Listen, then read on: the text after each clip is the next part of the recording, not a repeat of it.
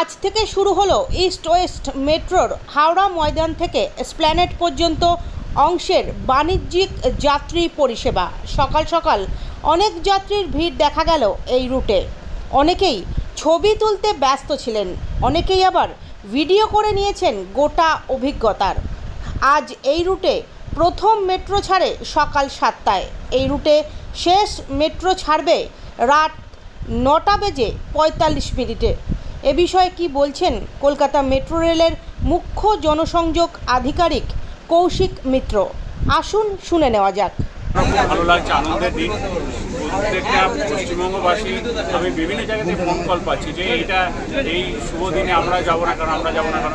সবাইকে আমরা অনুরোধ করেছি আসুন, আনন্দ এইটা এনজয় করুন এবং সবাই মিলে আমরা এটা সাক্ষী হয়ে থাকি প্রথম দিনের এই যে দিনটার জন্য আমরা এতদিন ধরে তাকিয়েছিলাম যে গঙ্গার নিচে দিয়ে দেশের প্রথম মেট্রো। কলকাতার মানুষের কাছে এখন পশ্চিমবঙ্গ মানে সারা দেশের মানুষ এখন কলকাতায় শুধু রসগোল্লা বা দক্ষিণেশ্বর বা কালীঘাটের জন্য আসবে না, গঙ্গার নিচে ট্রেনে চাপার জন্য আসবে। আচ্ছা, এছাড়াও তো এই রুটটি এছাড়াও তো আরও দুটো রুট আজকে স্টার্ট হচ্ছে, কিন্তু যাত্রীদের মধ্যে একটা প্রশ্ন রয়েছে যে কবি সুভাষ থেকে যে রুবি পর্যন্ত সেখানে লাস্ট টাইমটা অনেক কম।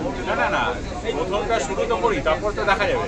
একটু তো শুরু করতে দিন, বুঝতে দিন, ফিল করতে দিন যে কোথায় কীরকম মানুষের ডিমান্ড, তারপর আমরা করে দেবো।